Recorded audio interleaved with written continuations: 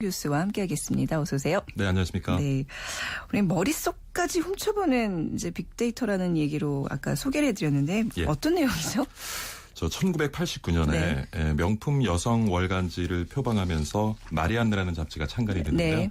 창간하자마자 2년도 안 돼서 폐간이 됐어요. 네. 이유는 이렇습니다. 그러니까 잡지를 만들기 전에 여성 주부 특히 대상으로 해서 대규모 설문을 실시했는데요. 그 여성들의 응답이 여성 잡지의 성에 관한 내용, 네. 그리고 연예인 스캔들에 관한 내용, 이 주류를 이루고 있는데 그러한 내용들이 배제되면 더 적극적으로 여성 잡지들을 구매해 보겠다라는 결과가 나왔어요. 그래서 네. 그 결과를 바탕으로 해서 이제 교양 중심으로 해서 여성 잡지를 만들었는데 네. 철저하게 실패를 한 거죠. 아, 그러니까 이제 그 인터뷰를 했던 사람들의 진심은 그게 아니었던 거잖아요. 그렇죠. 네. 본인이 느꼈음에도 말을 못할 수도 있고, 네, 그리고 네. 본인이 또 그 무의식 중에 느꼈지만 네. 그걸 본인이 인지하고 있는지를 몰랐을 수도 네, 있겠죠. 그래서 이전에 우리가 마케팅 전략을 수립하거나 제품 개발을 할 때 네. 앞서 말씀드린 것처럼 설문이나 그런 관찰을 통한 네. 전통적인 기법을 많이 활용했는데요. 최근에는 이제 뭐 뇌파 검사, 그다음에 네. 시선 추적 검사, 그다음에 MRI라고 얘기하죠. 자기 공명 단층 촬영 같은 것들을 네. 통해서 그러니까 어떤 상황에 주어졌을 때 어떤 기능을 담당하는 내 어떤 부분이 활성화되는가를 조사를 해요. 그래서 네. 우리 소비자들이 가지고 있는 어떤 무의식 중에 발생할 수 있는 욕구를 찾아내서 그 욕구를 충족시켜주는 그런 제품을 만들기도 하고 또 마케팅 전략을 수립하기도 하고 그래서 이런 것을 우리가 뉴로 마케팅이라고 얘기를 하는데 네. 뉴런이 뇌 세포지 않습니까? 네. 그러니까 뇌 세포인 뉴런과 마케팅이 합성어가 돼서 이제 뉴로 마케팅이라는 영역이 최근에서 많이 이제 주목을 받고 있죠. 그러니까 논리적인 판단이 아닌 소비자들의 즉각적인 어떤 그 반응을 그렇죠. 내가 기업에서 예. 내가 너 어떻게 생각하는지 다 아는데 한번 볼래? 하면서 예. 좀 어떻게 보면 먼저 이렇게 선제 공격을 한다는 얘기인데 재밌네요. 그러니까 소비자의 무의식 세계 이거를 뭐 이용하는 뉴로 마케팅의 어떤 사례들이 좀 있을까요? 80년대 중반에 아마 기억하실지 모르겠는데 코카콜라하고 펩시콜라하고 블라인드 테스트를 했어요. 네. 눈을 가리고 시음을 한 다음에 콜라를 선택하게 굉장히 하는데 유명한 실험이었죠. 네. 눈을 가리고 선택했을 때는 보다 많은 사람이 펩시를 선택을 합니다. 하지만 현실에서는 그렇죠. 네. 근데 눈을 뜨고 시음을 한 다음에 콜라를 선택했을 때는 75% 이상이 네. 코카콜라를 선택을 해요. 그러니까 그렇군요. 네. 이때 여기서 착안을 해가지고 이제 뉴로 마케팅이 시작이 되는데요. 네. 아까 말씀드렸던 그런 그 MRI나 뇌파 검사를 해보면 눈을 가리지 않고 시음을 한 다음에 선택을 하게 했을 때는 네. 그러니까 논리를 담당하고 있는 전두엽이 활성화가 돼요. 네. 그런데 눈을 뜨고 시음을 하고 판단을 하게 했을 때는 기억을 담당하는 해마 부분이 네. 활성화가 되는 거예요. 네. 그러니까 코카콜라가 기존에 가지고 있던 이미지 그리고 브랜드 파워가 눈을 뜨고 콜라를 선택하게 했을 때는 지대한 영향을 미칠 수 있었다는 거죠. 네. 근데 재밌는 것이 그래서 이제 뉴로 마케팅 시작되는데 네. 옷 사러 가보시잖아요. 네. 근데 옷 사러 가면은 특히 이제 여성 의류 매장에 피팅룸에 거울 없는 곳이 참 많아요. 거울 없으면 의외로 피팅룸을 많습니다. 왜 예. 들어가요? 근데 이제 피팅룸을 들어가는데 네. 거울을 찾아서 이제 밖으로 나오게 되죠. 네. 그래서 밖에 거울을 본다고요? 그렇죠. 네네. 거울을 보러 가는 순간에 네. 점원이 따라오죠. 그래서 야 이번에 신상 나왔는데 신상 입으신 분 중에 제일 어울린다.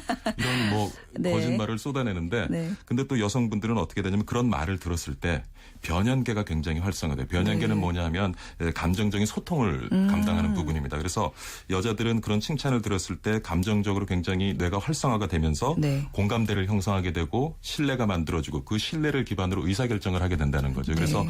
우리가 의류 매장의 한 70% 정도가 피팅룸 안에 거울이 없어요. 그러니까 그렇군요. 동선이 크게 지장을 받거나 효율적으로 예. 매장을 운영하는데 크게 방해가 되지 않으면 네. 의도적으로 거울을 안에 안 두는 경우가 많습니다. 그거에 대해서 좀 생각을 안 해봤어요. 그러니까 이제 옷을 입고 바로 나오면 거울이 있기 때문에 그냥 네. 거울이 있다고 생각했는데 그 동선을 노리는 거군요. 그렇죠. 오, 네. 예, 그런 경우도 있고요. 또 어떤 사례들이 있을까요?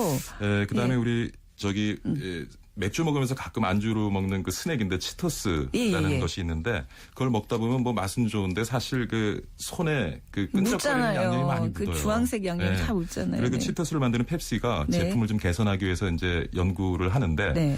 거기서도 이제 뇌파 검사라고 MRI 촬영을 해보니까 어떤 네. 일이 벌어지냐면 의외입니다. 오히려 손에 있는 양념을 이제 다 먹은 다음에 손에 있는 양념을 대부분 빨아먹잖아요. 네네. 집어넣은 말씀이긴 한데 네. 그 빨아먹기 전에 뇌가 가장 활성화되고 흥분이 된다는 거예요. 그래서 오히려 그 끈적거림을 없애는 게 아니라 그 스낵의 네. 끈적거림을 더해주기도 하고 네. 그다음에 그 양념 색깔이 주황색이거든요. 그래서 그다음에 기억하실지 모르겠는데 치토스 포장이 네. 일부 제품 포장이 주황색으로 바뀌어요. 아, 그래요? 그렇게 하다 보니까 또 매출이 더 늘어. 증가한 그런 예도 있고요. 뭐 네. 다양한 예들이 있습니다. 네. 굉장히 재밌네요. 그러니까 이제 우리가 알게 모르게 어떤 기업들의 이런 뉴로 마케팅에 넘어가고 있는 거잖아요. 그야말로. 그게 빅데이터와는 어떻게 연관을 시킬 수 있는 자, 건가요? 근데 문제가 뭐냐면 네. 이 뉴로 마케팅을 사용하는데 비용이 엄청나요. 아까 말씀드렸던 MRI 촬영 기기나 네. 뇌파 검사 기기 같은 것들이 뭐 수십억씩 하거든요.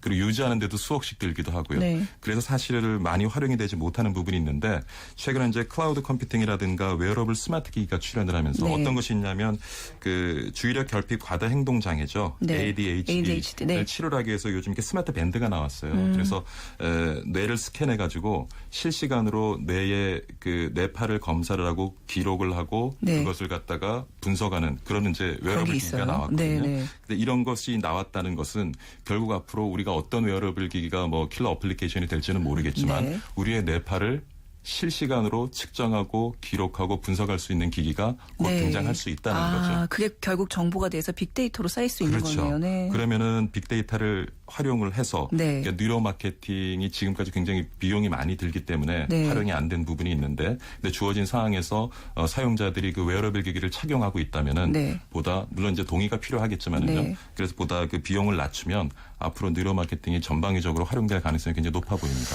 굉장히 새로운 마케팅 기법이라는 생각이 들면서도 이거 예. 기업이 내 뇌를 다 들여다보고 있다는 게 그렇게 썩 기분 좋은 일만은 아닌 것 같거든요. 문제가 또 있어요. 네. 그러니까 왜냐하면 뇌에 대한 연구가 아직 진행 중이고요. 예. 많은 부분은 아직 밝혀지지 않은 영역이 있는데 네. 예를 들면 이렇습니다. 우리가 여자분들이요. 네. 명품 백을 봤을 때 흥분하는 그 뇌의 영역하고 네. 예. 그게 이제 뭐냐 하면은 그 보상 중추를 담당한 내선엽이라고 하거든요. 네. 그다음에 또 성적인 어떤 흥분을 했을 때 느끼는 부분이 또 같아요. 그러니까 명품 백을 봤을 때하고 성적인 그거랑 성적인 같다고요? 흥분을 했을 때 여성 경우에는 그러니까 이게 제가 드리는 굉장히 말씀은 원초적이네요. 잘못된 해석이 가능할 수 있다는 거예요. 예. 그러니까 아직은 연구가 진행될 부분이 많이 있기 때문에 그래서 네. 좀 더 조심스러운 접근이 필요할 네, 것 같고요. 네. 근데 좀 전에 말씀하신 것처럼 참 앞으로 힘들어요. 우리가 사는 게 힘든 게 네.